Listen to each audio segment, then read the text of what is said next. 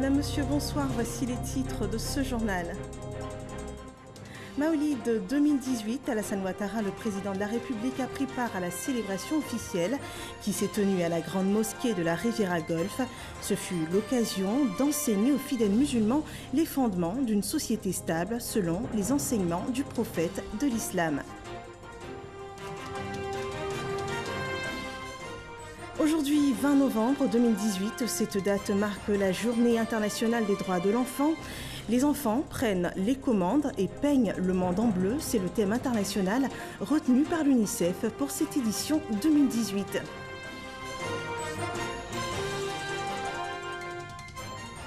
Et puis le dossier EcoPlus de ce mardi abordera la question de la transformation du cajou. Comment atteindre en 2 ans un taux de transformation de 50% face à un taux actuel de 10%. C'est le défi des organisateurs du CIETA, le Salon international des équipements et technologies de la transformation de l'anacarde. C'est à suivre dans ce journal. Bienvenue à tous. En Côte d'Ivoire, la communauté musulmane a célébré la nuit dernière le Maolid, un événement qui commémore la naissance du prophète Mohammed, prophète de l'islam. La cérémonie officielle a eu lieu à la grande mosquée de la Riviera Golfe sur le thème « Les fondements d'une société stable selon les enseignements du prophète de l'islam ». Une cérémonie à laquelle a pris part le président de la République, Alassane Ouattara, Mahama Traoré, Jérôme Kofi Aboulin pour le compte-rendu de ce moment. Dieu ne tarit pas d'éloges à l'égard du prophète Mohammed dans le Saint-Coran. Par conséquent, il le qualifie de miséricorde pour l'humanité, d'homme généreux, doté d'une grande moralité.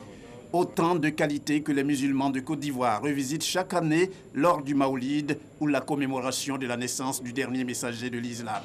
Moment de spiritualité que n'a pas voulu manquer le président Alassane Ouattara, surtout que cette année, le Conseil supérieur des imams, COSIM, a focalisé la célébration sur la culture de la paix à travers le thème « Les fondements d'une société stable selon les enseignements du messager de l'islam ».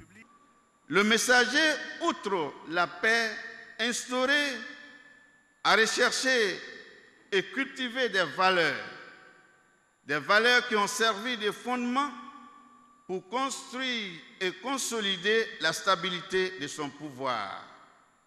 Ce sont entre autres la foi et la crainte de Dieu, l'humilité et la sagesse, la justice et l'équité, la tolérance et le pardon, la sincérité et la franchise, le respect et la considération de l'autre, la fraternité et la solidarité. Le président du COSIM, Cheikh Bouakari Fofana, invite pour sa part les croyants musulmans à s'inspirer des valeurs de paix incarnées par le prophète Mohammed. À tout point de vue, le messager d'Allah sallallahu alayhi wa sallam est et demeure le modèle le plus parfait et le meilleur exemple à suivre. En tout cas, le musulman qui aspire à devenir un Ivoirien nouveau se doit de s'en inspirer. Tous les ingrédients individuels et collectifs s'y conjuguent de façon harmonieuse et conduisent vers une véritable réforme de l'individu et partant de la société tout entière. Au nom du chef de l'État, le ministre de l'Intérieur et de la Sécurité a remercié le COSIM pour ses multiples initiatives visant à consolider la cohésion sociale. Le président de la République est très sensible à vos prières quotidiennes, à vos actes d'adoration, à vos messages de paix, d'amour pour la promotion et la consolidation des liens de fraternité entre les Ivoiriens. La présence de son Excellence, Monsieur le Président de la République, ici ce soir, est l'expression de la profondeur de sa foi, mais elle est aussi un acte d'encouragement à votre endroit pour vous inviter à davantage de prières afin que la paix et la cohésion se renforcent dans notre pays.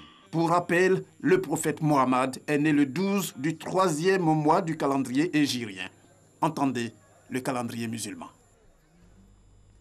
Et dans la même veine, dans la commune d'Abobo, Ahmed Bakayoko, maire nouvellement élu, était aux côtés de ses administrés pour cette commémoration à la mosquée Adja Nabintou Sissé d'Abobo Klouecha.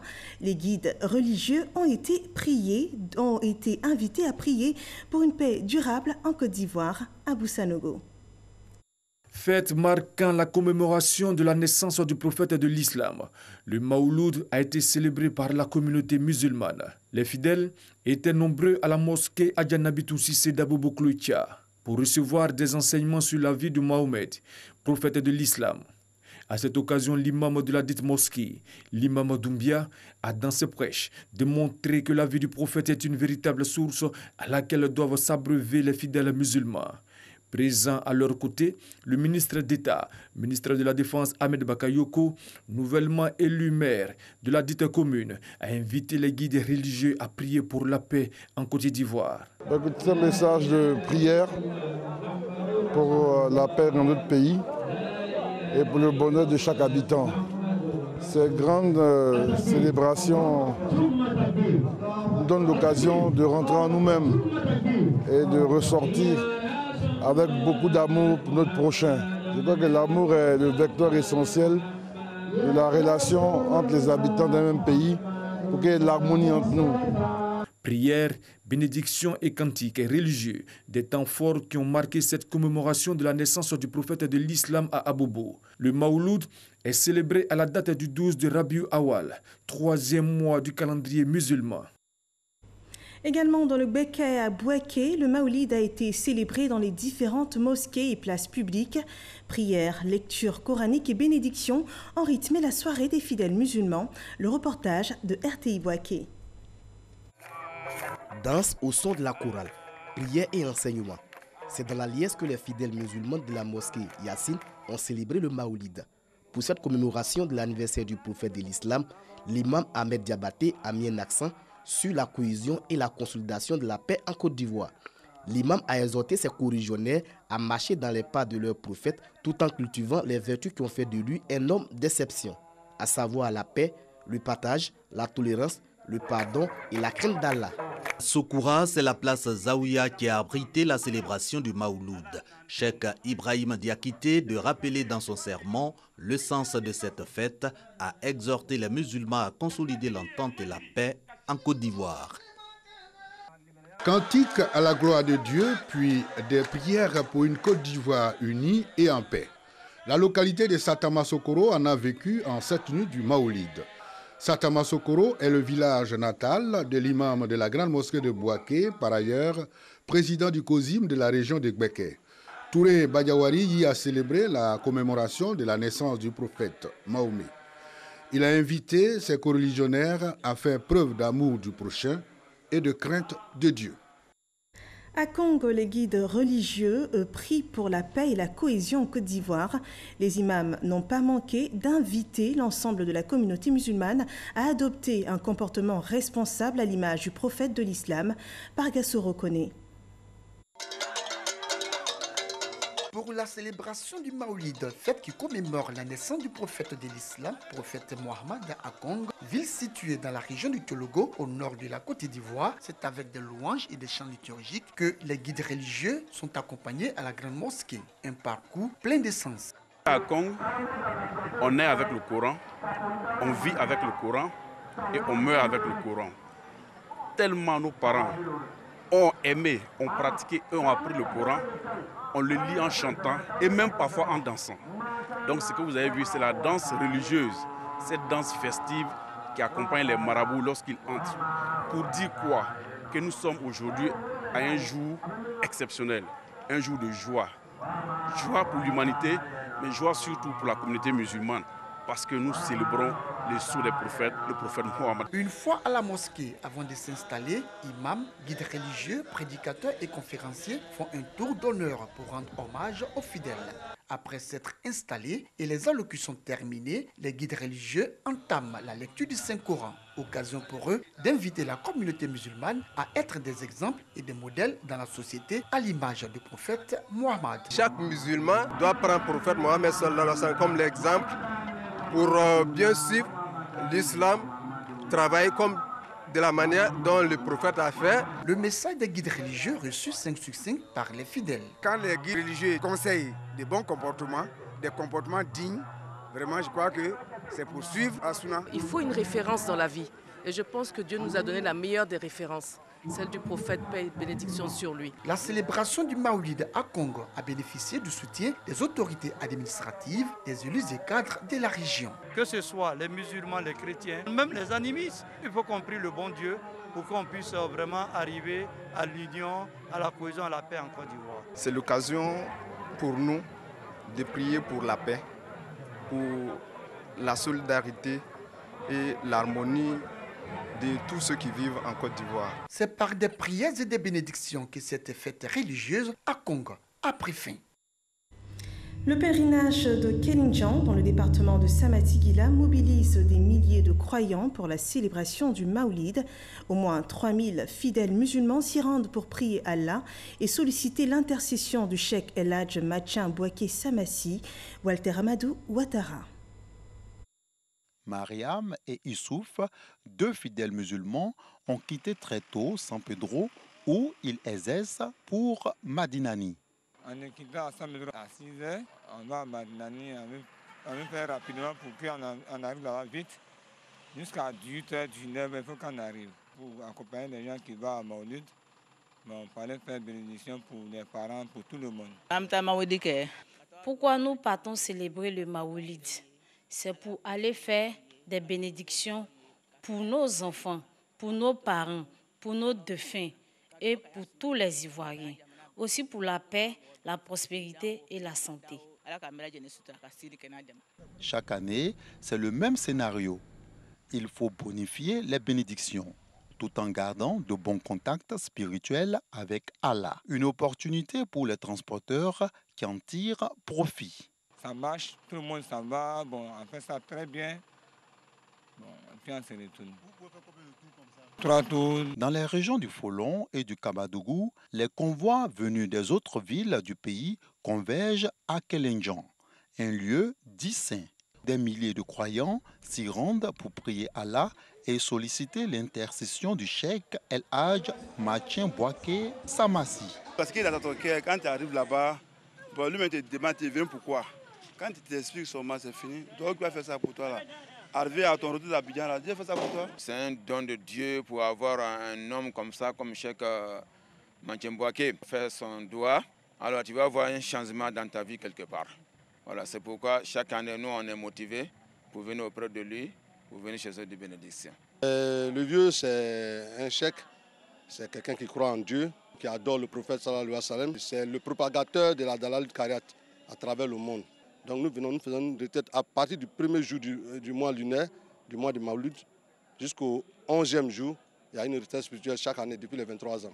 Pour les talibés, nous attendons environ 1500 à 2000 talibés chaque année, de divers horizons, du Mali, de la Sierra Leone, du Burkina. Aujourd'hui, je peux estimer à près de 30 000 personnes sur le sol de Kelindjan. Le budget n'est pas moins de 50 millions. C'est le comité d'organisation qui prend tout en charge, tout ce qui se passe dans le village.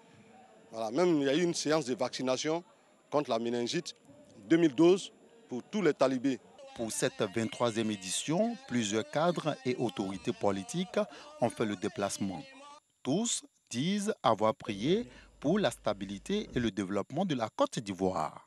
Parvenir à lire le Dalal Kaira autant de fois, ce sont autant de bénédictions non faites pour Kelindjan, faites pour Samati-Gila, faites pour le district du Denguélé, mais également faites pour la Côte d'Ivoire.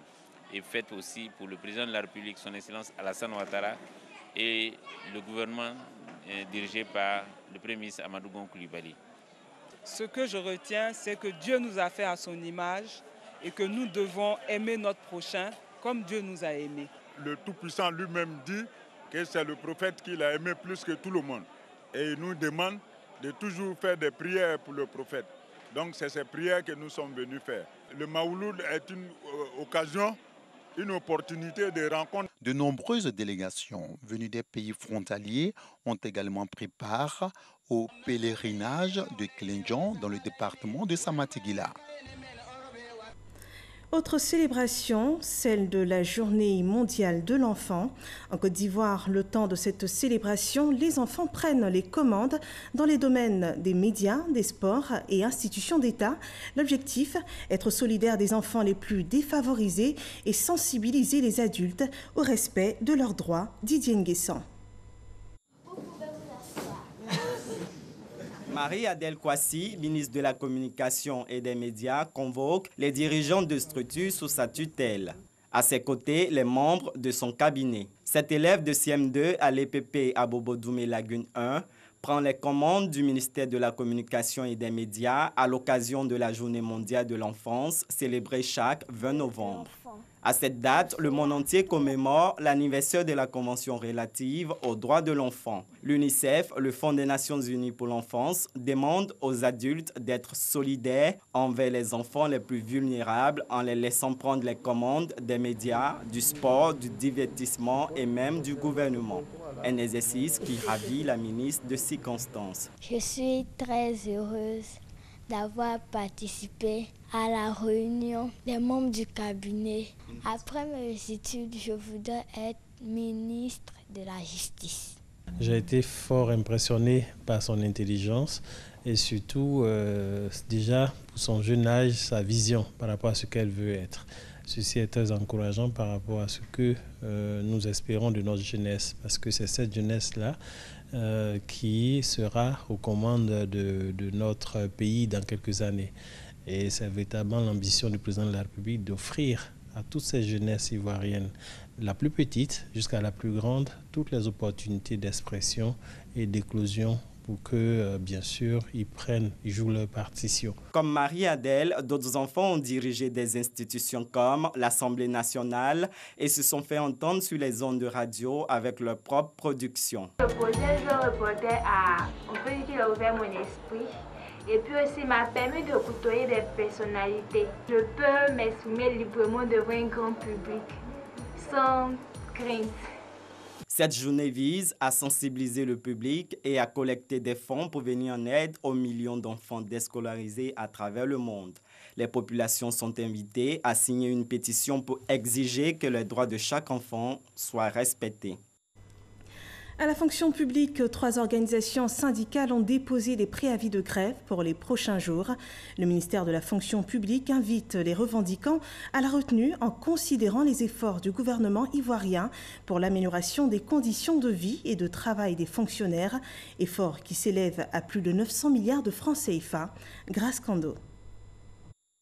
3 organisations syndicales issues des secteurs de l'agriculture, des ressources animales et halieutiques et du transport projettent des grèves dans les prochains jours. À l'origine, l'amélioration de leurs conditions de vie et de travail. Des grèves qui viennent s'ajouter à celles déjà entamées par les personnels de santé, des préfectures et des pompiers civils. Face à toutes ces revendications à caractère social, le ministère en charge de la fonction publique est monté au créneau pour rappeler les conditionnalités des grèves en Côte d'Ivoire. Il y a un processus de conciliation préalable au cours duquel les 2 parties essaient de s'entendre de façon amiable dans le cadre du dialogue et de la concertation, de manière à venir à bout des revendications émanant des collectifs de travailleurs. S'il n'y a pas eu d'entente entre les grévistes potentiels, parce qu'à ce moment-là, il n'y a pas encore de grève, il y a peut-être des menaces de grève, mais il n'y a pas encore de grève, on s'adresse au chef du département ministériel pour dire combien le gouvernement est soucieux de la prise en charge de ce type de revendication. Si à ce stade, les négociations n'aboutissent pas, on n'élève le pas au niveau du chef du gouvernement. Il dispose de plus de ressources, de plus de moyens pour prendre en charge et traiter ce type de revendications. Ces 3 organisations syndicales sont membres des collectifs et des plateformes de syndicats ayant signé le protocole d'accord portant trêve sociale le 17 août 2017. À ce jour, ce sont plus de 900 milliards de francs CFA qui ont été décaissés par le gouvernement pour le déblocage des avancements, la révalorisation indiciaire et le paiement du stock des arriérés au profit des fonctionnaires et agents de l'État. Tout ce décaissement que le gouvernement a fait à la satisfaction des Ivoiriens dans leur ensemble et particulièrement des fonctionnaires. C'est d'énormes efforts et donc à ce titre et en contrepartie, le gouvernement chaque fois en appelle aux grévistes de venir au dialogue pour lequel ils se sont engagés et à respecter les dispositions du protocole d'accord portant trêve sociale. Le ministère de la fonction publique insiste sur la nécessité du respect du contenu et de l'esprit de l'accord portant trêve sociale. Et on vous annonçait dans les titres, le dossier Ecoplus de ce jour s'intéresse à la transformation du cajou après le CIETA, le Salon international des équipements et technologies de la transformation de l'anacarde. Les organisateurs ont décidé de faire la promotion des équipements locaux, une réponse locale à la transformation de l'anacarde dont l'objectif est la hausse en 2 ans du taux de transformation actuel de 10% à 50% en 2020.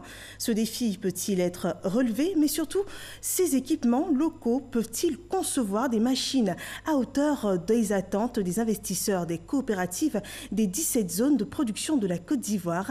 Les réponses dans ce dossier Ecoplus de ce mardi, un dossier signé Noël Niagno.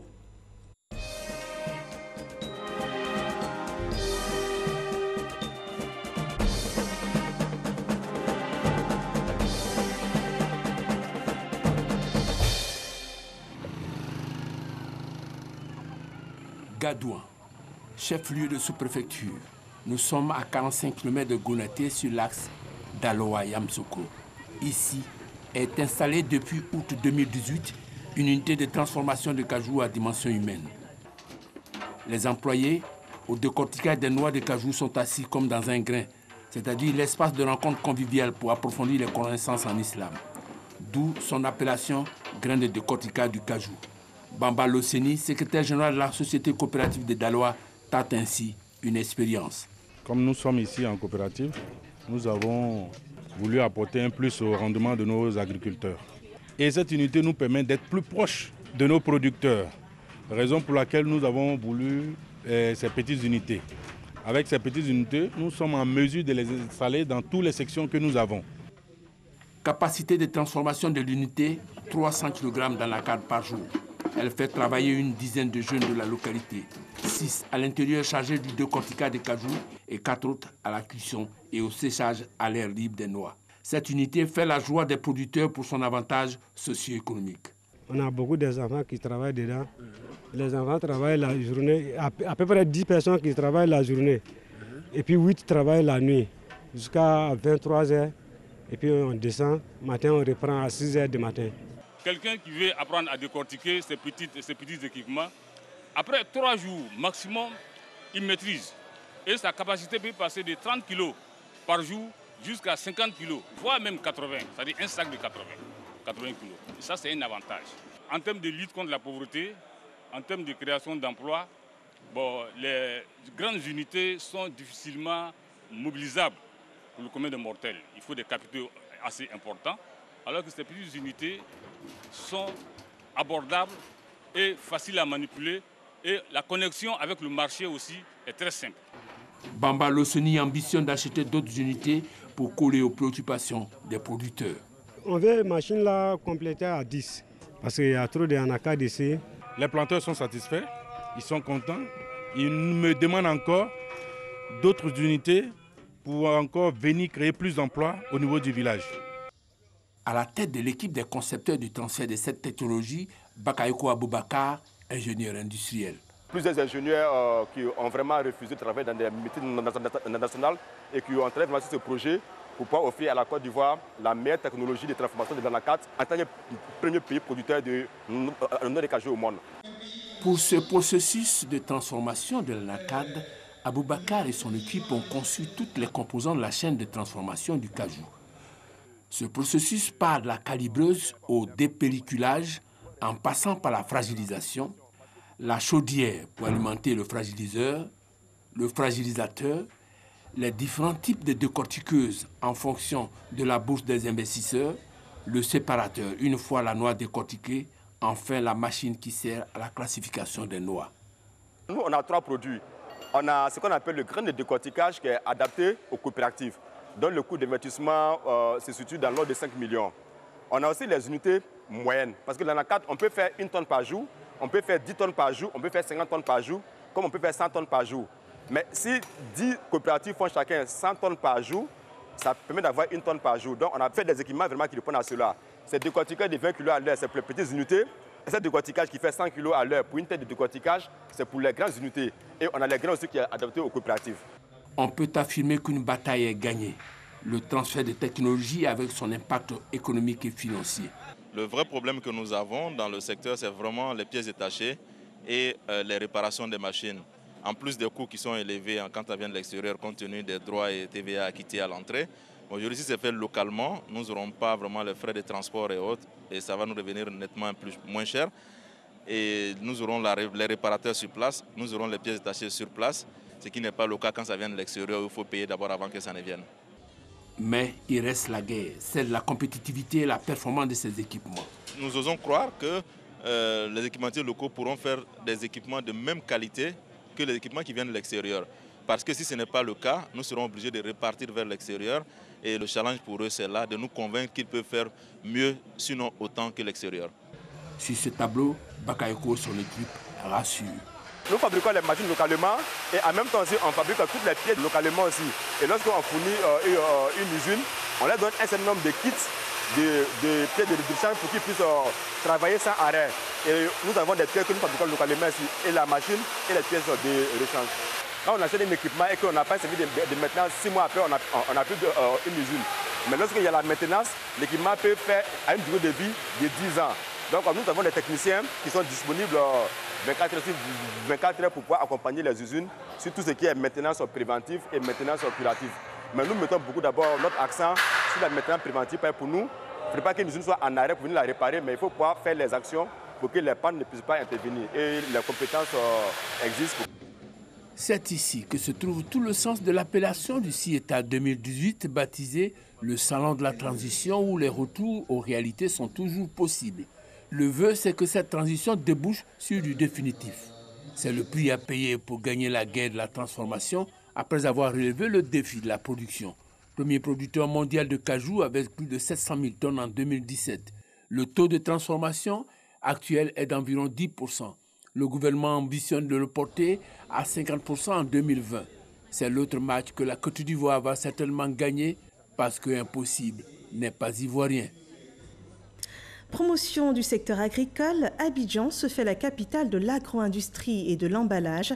La capitale économique ivoirienne accueille en ce moment le 5e Salon international des industries agroalimentaires, plastiques et de l'emballage dénommé AgroFood. À cette grande foire, 2000 visiteurs sont attendus et 17 pays y proposent leurs produits et savoir-faire technologiques.